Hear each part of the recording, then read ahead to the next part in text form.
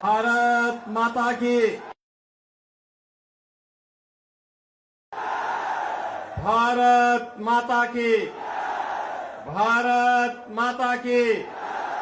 वंदे वंदे वंदे।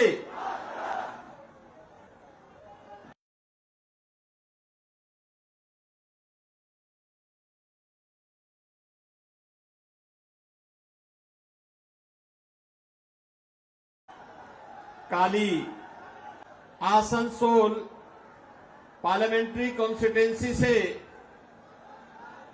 प्रत्याशी पूर्व केंद्रीय मंत्री सम्मान्य श्री एस विधायक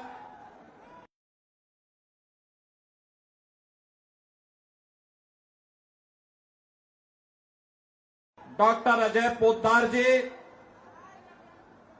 श्री कृष्णेंद्र शेरजीत राय जी, भारतीय जनता पार्टी के सभी पदाधिकारीगण, आसनसोल की इस प्रतिष्ठित पार्लियामेंट्री कॉन्स्टिट्यूंसी से जुड़े हुए सभी उपस्थित मेरे बहनों और भाइयों, आज मैं प्रभु श्री राम की पावन धरा अयोध्या की भूमि से जगत जननी मां भगवती दुर्गा की इस पावन धरा को नमन करने के लिए और बंगाल के अपने भाइयों से अपील करने के लिए, विशेष अपील करने के लिए मैं यहां पर आया हूं। बहनों और भाइयों, बंगाल की परंपरा पर हर भारतवासी गौरव की अनुभूति करता है, लेकिन आज की जो परिस्थितियां बंगाल की हैं, हर भारतवासी उससे चिंतित भी है। भारत को राष्ट्रगान और राष्ट्रगीत देने वाला बंगाल, अनेक आध्यात्मिक गुरुओं को देने वाला बंगाल, भारत की क्रांतिकारियों की एक लंबी श्रृंखला को पैदा करने वाला बंगाल, अनेक वैज्ञानिक और साहित्यकारों को जन्म देने वाला बंगाल आज हिंसा, अराजकता, भ्रष्टाचार की चपेट में आकर के क्यों लहूलुहान है। यह ज्वलंत प्रश्न जब देश की सर्वोच्च पंचायत के लिए हम चुनाव कर रहे हैं, तब बंगाल के हर जनता जनार्दन के सामने, हर मतदाता के सामने यह प्रश्न स्वतः ही उठना चाहिए। याद करिए, यही बंगाल है भारत के नव जागरण का शंखनाद करने वाला बंगाल, भारत की सांस्कृतिक जागरण का शंखनाद करने वाला, भारत की आध्यात्मिक क्रांति का सूत्रधार, भारत के सन्यासी विद्रोह की आधार भूमि, देश के प्रथम स्वतंत्र समर की ज्वाला को आगे बढ़ाने वाला यह बंगाल, और आज हिंसा की चपेट में है, अराजकता और भ्रष्टाचार से लहूलुहान है, अस्त व्यस्त है, त्रस्त है और अपने अस्तित्व के लिए, अपने वजूद के लिए जूझ रहा है। बहनों और भाइयों, हम में से हर व्यक्ति जानता है 1947 में इस देश का विभाजन मजहब के आधार पर हुआ था। जिन कारणों से देश का विभाजन हुआ था, उन कारणों को फिर से बंगाल के अंदर कांग्रेस और टीएमसी के लोग मिलकर के पैदा करने का कुत्सित प्रयास कर रहे हैं। अभी मैं वीरभूमि से आया हूं, इससे पहले मैं बहरामपुर और मुर्शिदाबाद में था। दिल मेरा दुखित हो रहा था देख करके वीरभूमि में 7 असेंबली कॉन्स्टिट्यूंसी में से 3 ऐसी हैं जिसका पूरा डेमोग्राफी बदल गया है। वहां पर रामनवमी के जुलूसों पर हमले होते हैं। बहनों और भाइयों, ये बंगाल है। 15वीं सदी में बंगला रामायण लिखा गया था। और यही नहीं, जब अयोध्या में राम जन्मभूमि के लिए आंदोलन चल रहा था, इसी बंगाल से गए हुए कुठारी बंदों ने अपने आप को बलिदान किया था राम जन्मभूमि मुक्ति के लिए। गुलामी के ढांचे को हटाने के लिए अपने आप को बलिदान किया था। आज भी कुठारी बंदों का अयोध्या में स्मारक लगातार राम जन्मभूमि के लिए हुए आंदोलनों की ओर हम सबका ध्यान आकर्षित करता है। लेकिन आज इसी बंगाल में जिस बंगाल ने कवि स्वामी विवेकानंद ने वैश्विक मंच पर कहा था, गर्व से कहो हम हिंदू हैं, आज उस बंगाल में जय श्री राम बोलने पर प्रतिबंध लगाया जाता है।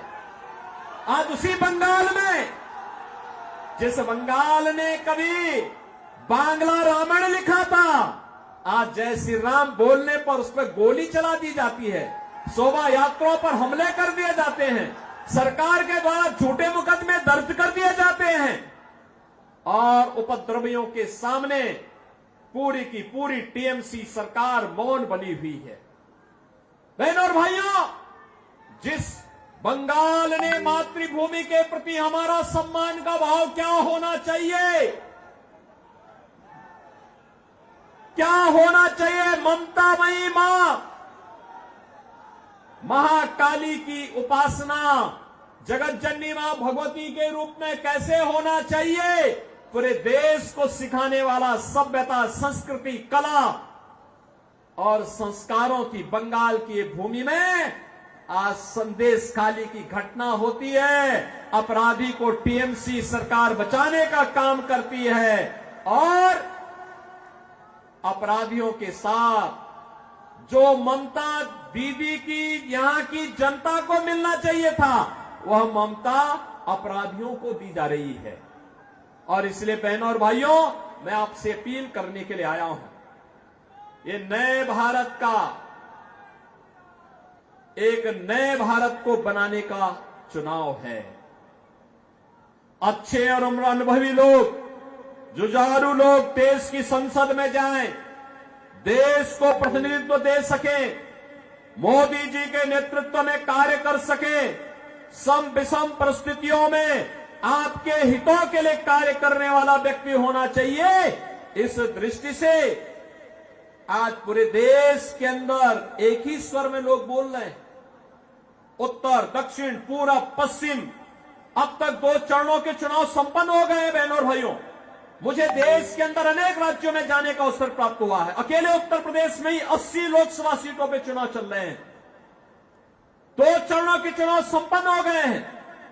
महाराष्ट्र में मैं गया था, राजस्थान में मुझे जाने का अवसर मिला, छत्तीसगढ़ में गया, उत्तराखंड में गया, जम्मू कश्मीर में गया, जहां बिहार में मैं गया, जहां भी जाता हूं एक ही स्वर गूंजता है और वह स्वर है कि फिर एक बार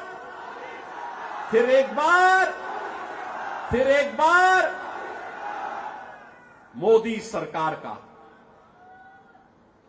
बहनों और भाइयों, मोदी सरकार, ये जो स्वर है ये अचानक नहीं है।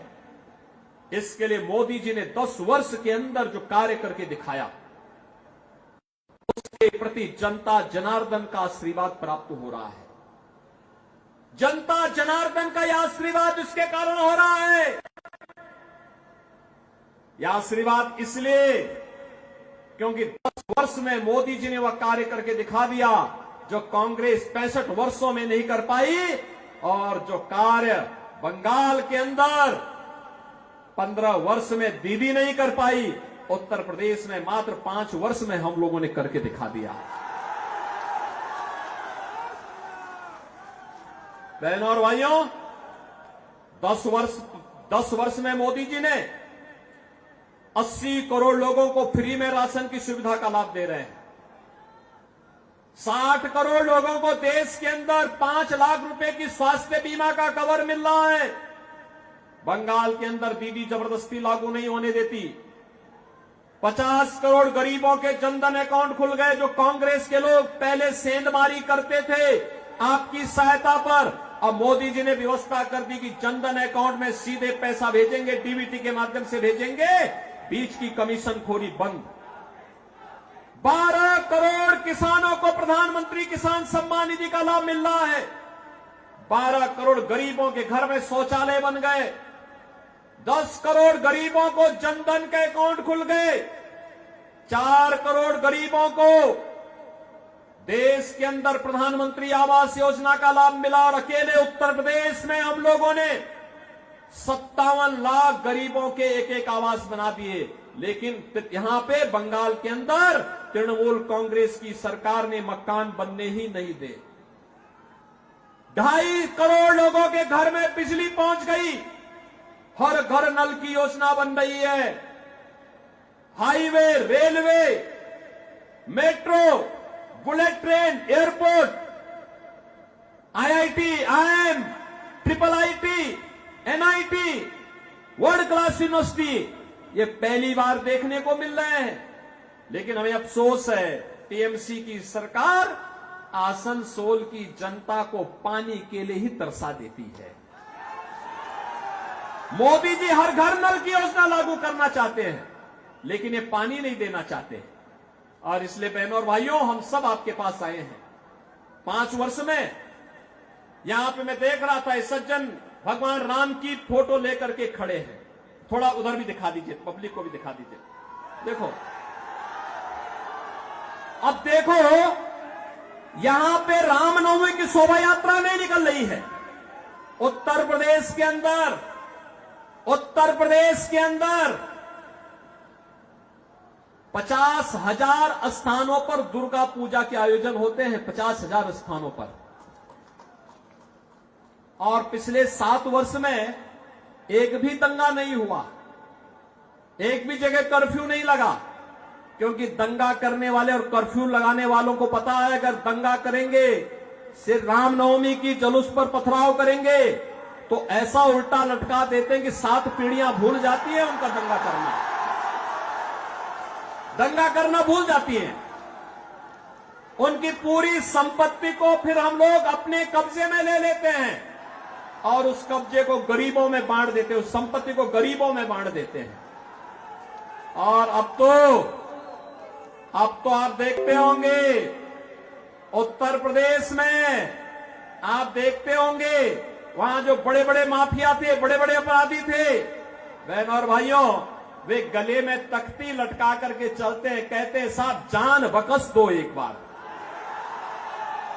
जान बकस दो, हम लोग ठेली लगा करके पेट भर देंगे। किसी गरीब और किसी व्यापारी और किसी बेटी की सुरक्षा में कोई सेंध नहीं लगाएंगे। बहनों और भाइयों, यह कार्य केवल भाजपा कर सकती है, भाजपा कर सकती है। और इसीलिए मैं आया हूं। देखो ना, आपको एक शेर जैसा नेतृत्व चाहिए और एसएस अहलुवालिया जैसा नेतृत्व आपको यहां पर भारतीय जनता पार्टी ने दे दिया है। बहनों और भाइयों, जोरदार करतल ध्वनि से उनका स्वागत करिए अहलुवालिया जी का। बहनों और भाइयों, मैं इसलिए आया हूं यहां पे क्योंकि अहलुवालिया जी आज से नहीं है नेता। हम लोगों ने जब संसद में जाना प्रारंभ किया था, सार्वजनिक जीवन में हम लोग आए थे, तब भी वह देश के नेता थे और संसद में भी हम साथ साथ रहे। केंद्रीय मंत्री के रूप में भी आपने काम किया, भाजपा के प्रवक्ता के साथ साथ विभिन्न दायित्वों का निर्वहन किया। और आज आसनसोल का सौभाग्य है कि भारत माता का एक ऐसा सपूत आज आपके बीच में, जो इसी माटी का सपूत है, जिन्होंने इसी आसनसोल में जन्म लेकर के यहां के विकास के बारे में, भारत के विकास के बारे में, भारत को दुनिया की बड़ी ताकत बनाने के लिए और मोदी जी के आत्मनिर्भर और विकसित भारत की संकल्पना को पूरा करने के लिए जिनमें जज्बा है कार्य करने का, शेर जैसा दिल है, जूझने की एक प्रवृत्ति है, ऐसे अहलुवालिया जी को भारतीय जनता पार्टी ने मोदी जी ने अपना प्रतिनिधि बना करके आसनसोल में भेजा है। और इसलिए बहनों और भाइयों, मैं आपको कहने के लिए आया हूं, सुरक्षा आपकी है, बंगाल भी आपका है, भारत भी आपका है और वोट भी आपका है। और इसलिए निर्णय भी आप ही को करना है। और आपका निर्णय अगर भाजपा के पक्ष में आता है तो सुरक्षित और समृद्ध बंगाल बनेगा, सुरक्षित और समृद्ध आसनसोल बनेगा। बहनों और भाइयों, तनिक भी भूल आतंकवाद के उस दौर को ला देगा, नक्सलवाद के उस दौर को ला देगा जहां विस्फोट होते थे, अराजकता फैलती थी, गुंडागर्दी का वह दौर जो भारत ने झेला है। बहनों और भाइयों, बंगाल को भी चाहिए यूपी जैसा मॉडल, चाहिए ना, चाहिए ना। देखो ना, पहले लोग कहते थे, जब कोठारी बंधु बलिदान हुए थे तब नारा लगता था, अंतिम समय में भी उन्होंने एक नारा लगाया था कि रामलला हम आएंगे, यही नारा लगता था ना। ये कांग्रेस और टीएमसी के लोग, ये नाम भले ही अलग अलग हैं लेकिन एक ही थैली के चट्टे बट्टे हैं, कोई अलग नहीं है। लूट में, अराजकता में, भ्रष्टाचार में ये तीनों, कांग्रेस, टीएमसी और कम्युनिस्ट, ये तीनों एक ही है। नाम भले अलग अलग होगा क्योंकि लूट का तीनों का तरीका अलग अलग है, लेकिन तीनों एक हैं। इसलिए तीनों पे विश्वास नहीं करना, हमें आध्यात्मिक परंपरा को समृद्ध बनाने के लिए कार्य करना है। और आध्यात्मिक परंपरा को आगे बढ़ाने के लिए मैं आज आपके पास आया हूं यही कहने के लिए कि यह हमारा दायित्व बनता है कि गुरुओं की भूमि को, आध्यात्मिक गुरुओं की इस भूमि को, क्रांतिकारियों की इस भूमि को मोदी जी के विजन के अनुरूप सोनार बनाने के लिए 13 मई के लिए चौथे चरण में आपको चुनाव करना है। बहनों और भाइयों, चुनाव के दौरान प्रत्याशी का घर घर जाना कठिन होगा। एक पार्लियामेंट्री कॉन्स्टिट्यूंसी काफी विस्तार होती है और मेरी आप सबसे अपील होगी, मोदी जी का प्रतिनिधि बन करके, अहलूवालिया जी का प्रतिनिधि बन करके घर घर आप स्वयं जाइए, कमल चुनाव चिन्ह के लिए वोट लाइए। इलेक्ट्रॉनिक जो वोटिंग मशीन है, ईवीएम में पहले नंबर पर एसएस अहलूवालिया जी का नंबर है, कमल छाप का, और पहला बटन दबाना है। इसके लिए सहमत हैं? घर घर जाएंगे, सुरक्षित और समृद्ध बंगाल बनाएंगे, आत्मनिर्भर और विकसित भारत की संकल्पना को आगे बढ़ाने में योगदान देंगे। सभी लोग सहमत हैं? तो मैं निश्चित होकर के जाऊंगा कि अहलूवालिया जी भारी बहुमत से विजयी बनेंगे। सहमत है ना? किसी बहकावे में तो नहीं आएंगे, नहीं आएंगे। सभी सहमत है ना? तो भाइयों, आप देखना, आप भी ऐसे आगे बढ़ेंगे जैसे आज अयोध्या में राम मंदिर का निर्माण आसानी से हो गया। सहमत है ना? कितने लोग अयोध्या गए? गए ना? पहले में और अब में अंतर आया होगा ना? अब तो अच्छा लगा होगा ना बंगा वहां पे। और बहनों और भाइयों, जैसे अयोध्या आज आपकी लगती होगी, ऐसे ही बंगाल को भी बनाना है। सहमत है ना? सभी लोग सहमत हैं? तो सब मेरे साथ बोलेंगे, भारत माता की, भारत माता की, भारत माता की, वंदे वंदे वंदे।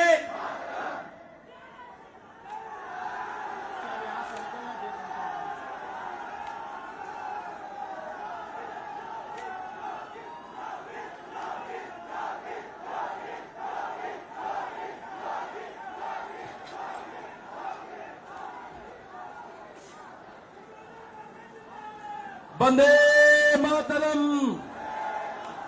जोगी जी को स्वागतम। जोगी जी को जय श्री राम। जोगी जी को जय श्री राम।